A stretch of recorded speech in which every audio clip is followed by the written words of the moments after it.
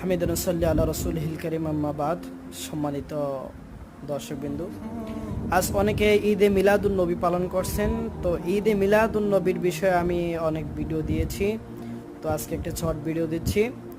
ঈদে মিলাদুন নবী এটা আসলে যারা পালন করতেছেন তাদের জন্য এটা ঠিক না, এটা একটা বড় ধরনের বেআদাত। কেননা এটা কোনো রাসূল সাল্লাল্লাহু আলাইহি সাল্লামের কোনো সাহাবীরা পালন করে নাই, তাবেঈনরা পালন করেন নাই, এবং তাবেঈনরা পালন করেন নাই। এটা তো আসছেই মাত্র 604 হিজরি সন থেকে আসছে। 604 হিজরি সন থেকে এটা আসছে। এটা একটা নতুন উদ্ভূত হয়েছে। আর বেদাত এটা হচ্ছে ধর্মের যেগুলো নতুন উদ্ভূত হয় সেগুলোকে বেদাত বলা হয়। আসলে দেখেন, নবী করিম সাল্লাল্লাহু আলাইহি সাল্লাম এর এই মাসে 12 রবিউল আউয়াল মাসে যেটা বলেন যে নবী করিম সাল্লাল্লাহু আলাইহি সাল্লামের জন্ম হয়েছে, এটা প্রসিদ্ধ, কিন্তু মতানৈক্য রয়েছে।